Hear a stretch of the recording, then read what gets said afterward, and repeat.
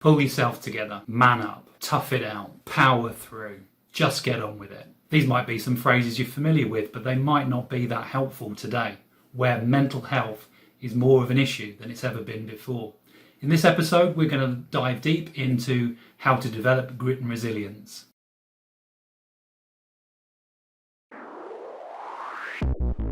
In this series, we explore health and wellness under the premise that some illnesses and diseases may be avoidable. Each week, I interview wellness experts and dive deep into an aspect of health and wellness with the aim of giving you greater understanding so you're free to make the best choices about your health based on your individual uniqueness.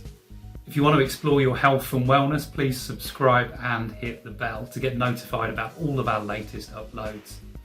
And if this channel can help your friends and family, please also share it with them too. And in this episode, we're diving deep into how to develop grit and resilience with Richard Tyler. Richard is a former West End lead who today works with entrepreneurs and CEOs in senior leadership. Richard helps them with their mental health and well-being. So today we're talking about how to develop grit and resilience. Richard, I think it'd be great to start. If we just start off by defining what grit and resilience actually is to you. Yeah, so I think that grit is about our being able to dig deep and access our will and our determination to push through things when life feels challenging, when it feels as though we're facing adversity, when it feels particularly testing. And I think there's almost some qualities. I think grit becomes a bit of a kind of cover all bases. I think grit is about having courage, is about finding persistence, is about being relentless, is about being conscientious. And actually grit is also, I think, very laden, is a real masculine energy quality. And maybe we'll touch on that a bit as we go through about finding the balance of the feminine energy in there too. But it's a real masculine energy quality. So about that determination, that focus, and that push. And then I've kind of separated out really grit and resilience. So though sometimes they're shoved together, some people would say resilience is a quality, an important quality within having grit. For me, and there's a health warning for me with resilience, but for me, resilience is about actually how we weather the use of our grit. So what is it that almost is our protection mechanism? How do we stay well when we use our grit? How do we use our grit in an intelligent way, in a mature way? I suppose resilience is our ability to almost hold the enormity of the challenge that we're taking on and managing how much we let it affect us. And there is a health warning for me with resilience. A couple of reasons. One is, I think it becomes, and resilience is quite a buzzword, I think, at the moment. Lots of people writing books on resilience and talking about how we need to be more resilient. And I think resilience can mean, and I think it's a bit of a red flag, is that we can end up putting a sticky plaster over something that can feel quite painful, can feel quite difficult. And almost what we end up doing is swerving what feels difficult. So our grit, something has tapped into us needing to have grit. There is something in our system that is going, this feels a bit difficult, or I could walk away from this. But no, we're choosing to push through. And the resilience can be a bit of a sticky plaster that means we don't fully go there and experience the pain and the difficulty of it. Now, I see resilience being used a lot I hear it talked a lot about in some of my corporate clients. And it has become a bit of I hear people interpret it as man up. So resilience is that bit that means we can tough it out. We can kind of power through when it feels really shit and really difficult. And I think we have to be really careful of that. If we are not able to regulate and really know how we are using that quality of resilience and we're using it intelligently alongside grit, resilience just becomes a bit more of a driving force. And we go, yeah, I can tough it out. It feels really shit. And it feels really difficult. And it feels really painful. And it really hurts me emotionally, psychologically, or physically. But it's okay. I can kind of keep on going because I'm really resilient. And it's a bit armored up for me. I think it is. And I think we almost avoid leaning into the challenge and the pain and the insight and the discomfort that we might have from using our grit.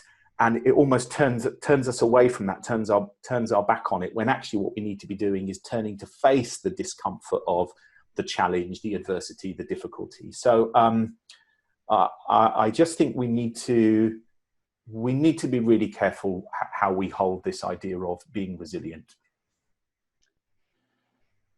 When is resilience and grit really going to be useful to us, and when is it not going to be useful? Life is way less predictable than it ever used to be, and us humans quite like a bit of predictability. We quite like to know what is certain, and certainly, you know, some of the stuff that we see going on around us in the world and over, you know, kind of the last few months or so, I think we are discovering that almost both our home life and our work life can feel a bit less stable than it used to. So therefore, we're needing to become much more agile, much more nimble,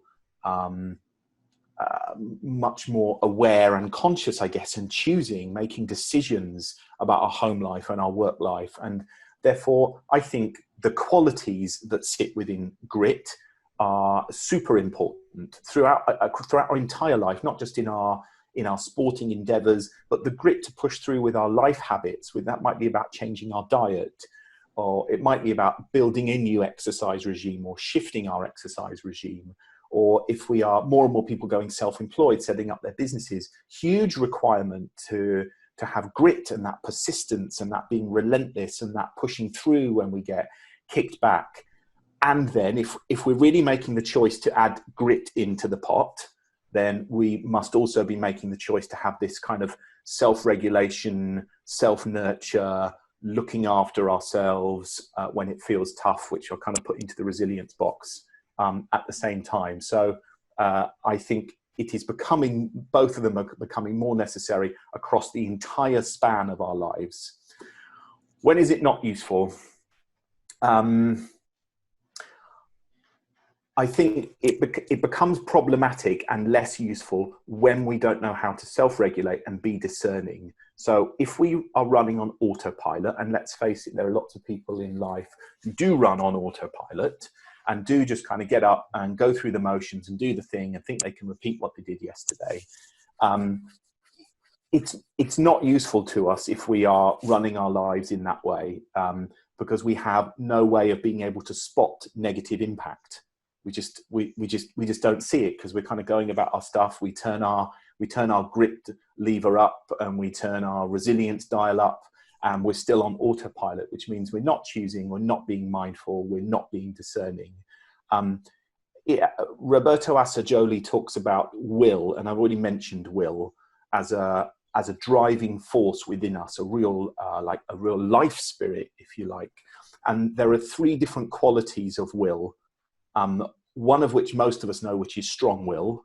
The other two qualities of will are skillful will and goodwill. So skillful will is about the way in which we go about our endeavors, about being clever for our choices of how we make something happen. Being agile, being thoughtful, being considered, being able to peer around corners. So that skill and that elegance to apply to will is really important. And the goodwill is about ensuring our intent for self, intent for others, understanding the impact. Generally, what we think about when we increase our will and therefore our grit is that we increase strong will, which means it is problematic and less useful if all we're doing is just turning up our grit and our will and our strong will, which means we tough it out, we gut it out, we dig deep, we keep digging deep. So it is less useful in that respect, and therefore that means I've already touched on masculine energy. If we're talking about pushing the masculine energy slider up, we also need to be able to push up the feminine energy slider, which is about awareness, which is about presence, which is about heart over head, which is about compassion, kindness. We must be pushing that one up. There feels that there's just this drive to we was kind of, let's dig deep. And I hear it in my clients. We're kind of, amazing things we've created in the last year, and people are really stretching themselves, but we've got to do more. And this constant digging to see what's at the bottom of the pot, but a lack of recognition that this feminine energy and this caring compassion are important. I guess it's just really knowing when to stop, isn't it? Really, when the feminine energy kicks in. Is that what it's helping people do? Yeah, I think it's the self-regulation piece. It's the, are we consciously choosing when to move the sliders and when to move the dials? It's like if we go to a rock concert or we go to a musical and they just shoved all the sound levels up to its highest, so it has the greatest impact, and just left it like that for the entire performance, it would be overwhelming, unbearable. You'd get no light and shade in life. You'd have no moments where you need to lean in to listen. You just be kind of like kind of pinned to your seat. And I think a lot of people live life pinned to their seat. They push the dials up, access all they can access within them to fight it and be the warrior. And with no awareness of we must be choosing. Grit must be on a lever. We must be deciding when to push it up and when to pull it back down, and when to push the compassion and the kindness and the care and the kind of nurture and nourishment. We must know when to push that up too. And that's a learning piece that takes, I think that's life's art. I don't think there's anyone on this planet, even the most enlightened souls, that would say they have this perfect balance. It's forever in movement. It's really interesting what you were saying there a moment ago as well about will, because I would just have thought of will really as being strong will or weak will, but you've brought in skillful will and goodwill there, which are obviously new ways for a lot of people maybe to think about this. So really appreciate that you've done that, because it just gives us another way of looking at will, rather than just forcing ourselves or thinking that we're not strong enough. Yeah, those other two qualities are kind of not really spoken about. And as you say, most people would go, well, will is about almost our willpower and our, we strengthen our will. And of course, if we do that, we're probably doing that with a very narrow focus if we don't bring in those other qualities of actually, how do I do it skillfully and elegantly? And that's about being able to conserve energy and to do it in an economical way. And then we've got the goodwill, which is this good for the environment? So although I can go, yeah, I can do that thing and I can go and pick that thing up in Scotland, I'll just get in the car and I'll bomb it up the motorway. We go, well, there's got to be a goodwill piece in there about environment and impact on the vehicle and impact on myself and impact on my family. And there's these other qualities. And I think we are less likely to consider those, but I think we must include them. If we want grit to be healthy, if we go, I don't care and I just want to have grit and achieve stuff, well, then they're less important. But actually, if we're saying within a whole holistic looking after ourselves and being more conscious in how we live our life, then I think we have to include them. Yeah, certainly in terms of what we're looking at here at Total Wellness Club with our health and well-being, it's great to get that kind of groundedness to all of this. Richard, what damage can grit and resilience cause if we use it wrongly? I think there are a few. I talk quite a lot about high functioning anxiety, and I think they're quite entwined and entangled in a way, grit and high functioning anxiety. And high functioning anxiety is not a diagnosable condition, so it flies just under the radar actually of kind of full blown anxiety. But high functioning anxiety are people that have incredible drive and will within them, but they mask it with this wonderful veneer of they'll arrive early at work and their hair will look lovely and they do amazing things and they deliver and people go, wow, they're so successful and they're helping other people. But it's driven by this panic and this desire to achieve and to do more. So their ability to keep digging is extraordinary. And that obviously is very costly, not just on their mental well-being. So if I look at people that in a corporate space, even that I think have high degree of grit, but not used in a well-rounded way, I think a lot of them display signs of high-functioning anxiety. So they deliver an extraordinary amount, but the cost to the system, to their own system, and actually to their organizational system is huge, but it just isn't noticed. Mm. It isn't spotted. And then, of course, we're into a space of mental impact is not just about anxiety and panic. We're then moving into the realms of depression and more serious mental health conditions. But then we've also got, there's a huge amount of physical health conditions attached to grit levels being too high if we're not able to self-regulate and do all those other good things around it and use resilience well, of cardiovascular illness and poor gut health and IBS, stroke, asthma, all fall into the list of being high factors and contributors. If we're looking at kind of grit, balance has gone out of balance, if you like. So there's a very significant psychological, emotional, physiological health impact of using grit in an uncontrolled way. But of course, we often don't spot them until it's too late. We spot them when the universe kicks our ass and we find out the tough way, because actually I think our abilities to kind of keep digging deep, and we're encouraged to dig deep, and the world tells us to keep digging deep. There's more, keep doing more. The flooded personal development market of books tell us, kind of keep on going, keep on going. So there are very immediate and impactful health issues if it's used wrongly. And I think we also have a lot of potential relationship issues too.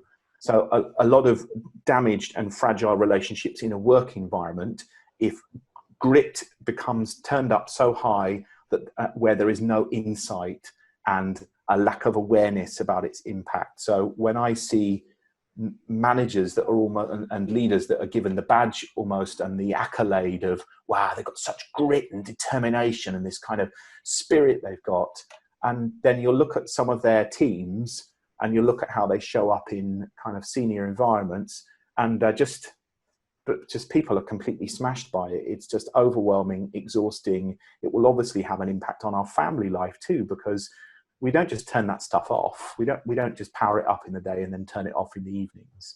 So, but again, all of these can become very normalized in our life. So our health conditions can become normalized. We go, it's just how it is. Our relationships, they become normalized. We go, well, that's just how it is. It's just how he, she achieves success. But all the time, it's eating away at our own health and the health and quality of our interactions and relations with others.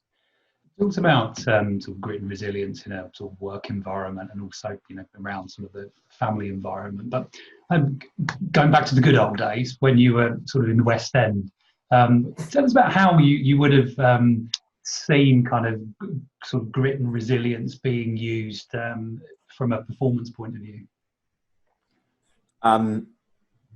So I think it's very prevalent in that industry, and it's another industry where you are rewarded for grit, and that is celebrated, and you get a big kind of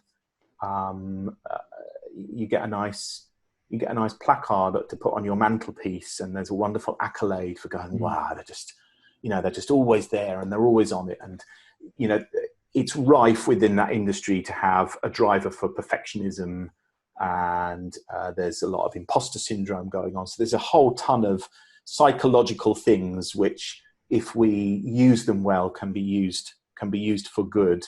But if they are out of balance and out of sync, then again, there's a problem. I think grit and actually a lack of healthy resilience probably is what took me to a place of burnout. It's probably what cost me my career in a way, because 8 shows a week, every week, was for me unsustainable in the way that I went about it. I had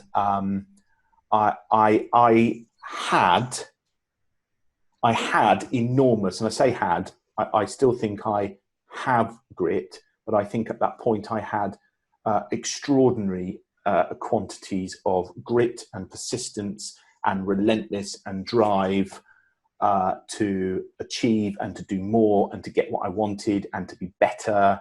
And it cost me dearly. It had a massive impact on my health. And it's almost as if I was so driven to succeed, but I had this massive worry of not succeeding, which is what took me to do more and took me to do more. And the problem was I had little or no awareness of what was going on. Mm. I was on autopilot. I was completely wrapped up in my world. You're in an environment where, as I say, grit is celebrated. There's an accolade for it. There was no acknowledgement from me that I needed to accept where I was at any one time. So if I was unwell, whether that was a throat thing or whether that was a physical thing, or if I was tired, I didn't sit with that. I didn't kind of ease myself into it and be with it and go, actually, this is how I am. I need to listen to my body. I was only listening to my intellectual brain, my inner critic, my own inner critic, all my shoulds that I'd probably learned from directors and from music college and from our company managers and our producers that would say, keep going, keep going. And I pushed through and I kept on going and I kept on going. And I had no way of doing a pulse check. I had no way to self-regulate. And if I was ill, I would be having a call with our production company that would say, can you come back tonight? Can you come back tonight? You know, we've got to pay understudy and we've got 2 other boys off tonight. Can you be back on tonight? And, you know, you go, yeah, of course I can do it. And we even, at one point, we had and I won't say the name of the producer, but probably one of the biggest producers on this planet, had a doctor that we used to call Dr. Death. And if you were really unwell and there was a doubt about whether you could go in or not, he would come in, he would give you a steroid injection and you'd be okay and you'd do the show. So it's like, if the grit wasn't internally driven, the grit would be given to you in a syringe. So, you know, in terms of a culture in that business and an attitude, it was to keep going, to keep going, to keep going, to keep going and do more. And of course, most of us within that industry would have huge discomfort about shortchanging an audience. Mm. So it's not like, actually, I feel really shit. Oh, I just kind of mooch through. I'll do an 80%. Yeah. I'll do a 70. That wouldn't be okay. So you go, if I'm in and I'm in 100%, but actually my body and my system is going, I've only got 70% left, but I make it do 100%.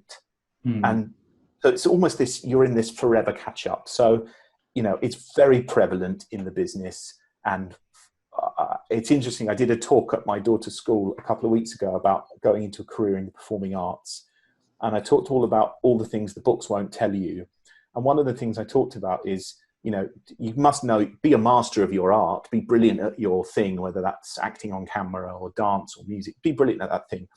But most importantly, find a mechanism now at 16 they are, for being able to self-regulate and manage your emotional, psychological and physical health. Have a mechanism for that, whether that's intrinsic or whether it's extrinsic and you are reliant on family or friends who will call it and help you learn to self-regulate.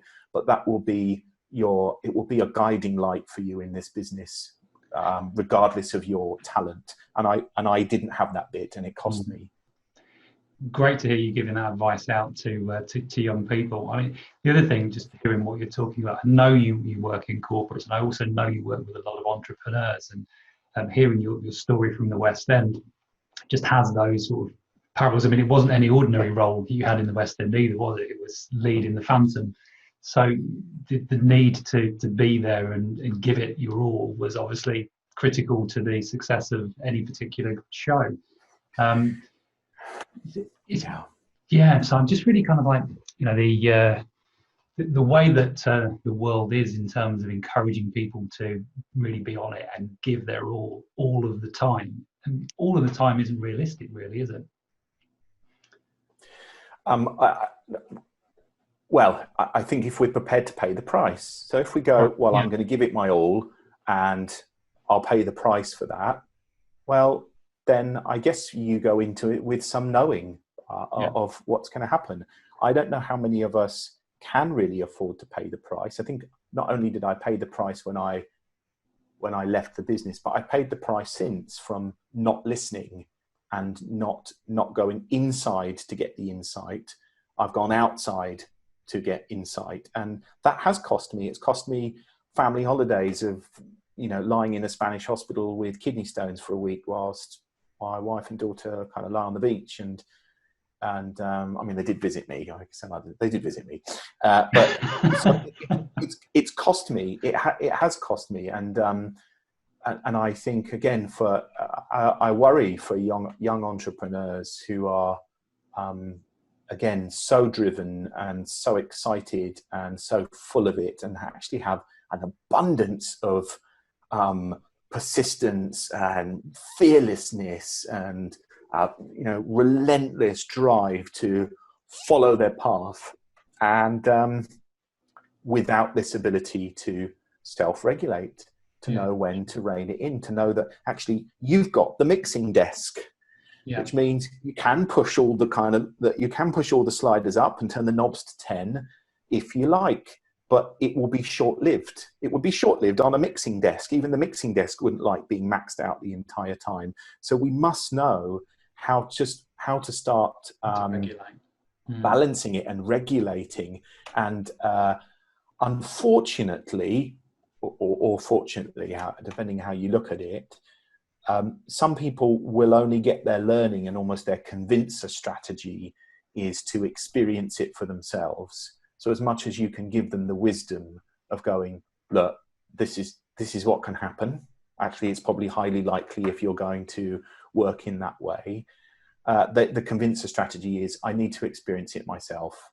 And therefore then they're going to have to go through that whole crash and burn piece and pay the price. And then perhaps that will be their opportunity to get the learning until the lesson is fully learned. So we're talking about how to develop grit and resilience. Richard, you're giving us some fantastic information here and knowledge in terms of grit and resilience. If you're watching along with this video, please do give us a thumbs up if this is having a positive impact on you, and also tell us in the comments below how this is affecting you. Richard, we've talked about how maybe to turn the dial down a little bit on grit and resilience, but some people may also be wanting to have more grit and resilience and maybe feel that they're lacking in that in some way. How could someone develop more grit and resilience? Okay, I think there's a little known psychologist called Albert Bandura, who I only discovered probably 4 or 5 years ago, and he talks about building self-efficacy. And self-efficacy is that inner belief that we can, is the piece actually that is the very heart of building the grit for us to power through. It's that deep inner knowing that we have enough to keep driving forward. And he didn't write any books. There isn't lots written on him. You can find bits and bobs online, and I've kind of pieced together all that I can. But actually, he comes up with he has a really compelling kind of wheel of all the elements that are required for us to build our grit and kind of strengthen our efficacy. And he says we do it in a few ways. So modeling, he would say, is the first way. So actually, there are plenty of people who do grit, persistence, resilience, being relentless really well. So start by looking at how other people do it. So if you know there is someone that you think does it in a way that is healthy, so I'm going to keep saying that about doing it in a way that is good for them, not just someone who turns their strong will up high, but who does it with that blend of skillful and goodwill, then find out what it is they do, find out how they do it, understand it, dig deep on making sense of how others do grit well. Most of us in our lifetime will have personal experiences of having tapped into grit in some way. It may have been a small moment at school, or something that we did on a sports day, or something that we did for exams. We will have felt what it is like. We will have experienced it. We will have lived it. It will have been, and we will have achieved. It will have been successful for us. We will have turned it up. We'll have delivered something, been successful. So I think it's really important to track back and look at experiences of where we've had it. Even if we've just experienced it for 5 minutes in our life, we have an experience. It is within us, and we are then able to recreate that. A huge part of building grit, for those that perhaps go, I need a bit more, is until it can become intrinsic, is the extrinsic piece. So encouragement is really important. So who are your cheerleaders? Who are the people around you who kind of lift you up and hold you up, and will, in a good way, push you to keep finding more? So we need to find those people. We need to have those people within our tribe somewhere, whether that's a family tribe, whether it's a sporting tribe, whether it's a work tribe. Bandura talks about imagination. And I have this idea of, which fits really neatly with today's conversation, about when imagination and will collide, imagination wins every time. Okay, so when imagination and will collide, imagination will win every time, which means that whatever is in our imagination, whether that's good for us or not good for us, attempting to kind of just turn our will up and gut it out and push through, actually imagination's going to win every time without fail, which means that most of us, we don't have the blueprints and the experiences internally of what we want, what it is we want to create externally. So we may have lots of movies of us getting close to the point where we could have been successful, but we didn't have quite enough grit and it didn't go our way, or we backed off, or we swerved it. We'll have lots of movies like that, and probably less movies that say, actually, what is that like for me to reach that point, reach that edge, but then to push on that one step further, to do it with insight and to do it with awareness and consciousness and all those things. So what we need to begin doing is starting to kind of build this experience and this movie inside of us, which is why the modeling is important. So we can start to get an insight of how others are doing it. But he believes that actually imagination is one of the most important elements of building this quality of grit, which is we must start to generate and create the movie internally. And then his final piece in it is about state, that our mental and physical and psychological and emotional state that we are in determines whether we are most likely to be able to access our imagination and the grit that we have within us. So that's about, how do we manage our state on a day-to-day basis? Are we, it's about being a mood architect. If we are shaping and authoring and crafting our mood as we go through and how we are choosing to show up in this world, then we are more likely, at the times that we need some grit or some regulation of that, we're more likely to be able to access it. So almost all of these factors, whilst we go, each one in its own right isn't grit, each one in its own right is a really important foundation and prop for being able to have more grit in our life. I think there's a bit in there that says, so draw from the past, look back and see what your experiences are, find your role models and be a role model to others. There's kind of, in order to believe it, we have to see it. So we have to start to create it in our mind. Being able to sit with our self-doubt is really important. Often we want to berate the inner critic or the self-doubt or the part of us that goes, oh, you won't be able to do that. You won't be able to push through. We want to get rid of them. It's actually really important that we create space for the inner critic, for the doubt.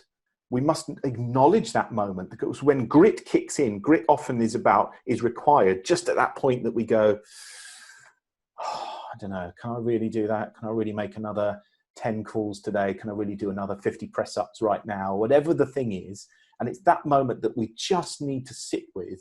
We need to acknowledge, we need to give it room. It's like a friend we need to invite in and say, actually come in, because it's there for a reason. Mm. It is there to test us. But if we then start to go, no, fuck you, I'm just going to kind of keep on going, I'm not going to listen to you. That's when grit is, that's when it's strong will. and it's not considered, and it isn't thought through. And I believe that grit becomes most valuable when we do small steps. So it's about find one area in your life where you think you can just start to turn this lever, where you can do it in a way that is the most healthy way that we can, but go really small, 1 degree at a time, tiny tweak, and throughout practicing the art of self-regulation and acting from choice. So Richard, I like to ask every one of the experts I interview for a challenge. And the reason why I do this is simply because you've given us some fantastic information and knowledge today. And I want to make that practical with just one thing that we could do, that we could take away, that we could try for a day or for a week or a month. What would your challenge be?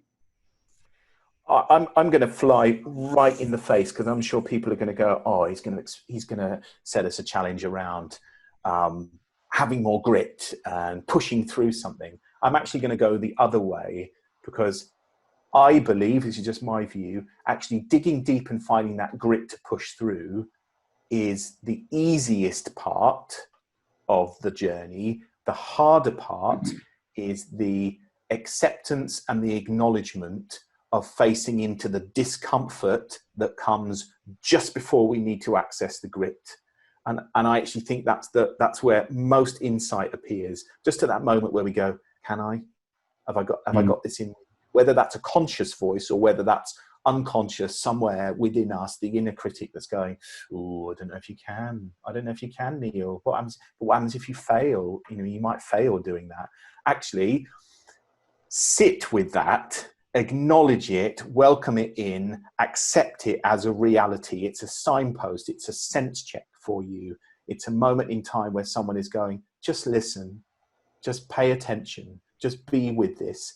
What we exclude, we attract more of. So if we exclude that part that goes, ooh, I don't know if you can, Neil, then that's when we use grit and we use it in an uncontrolled way. So my challenge would be, whether people opt to do it for a day or a week or an hour, is to practice the art of acceptance and sitting with what is. Often we find that easy when things are good in life and going our way. We can go, I'm just going to I'm going to soak this up.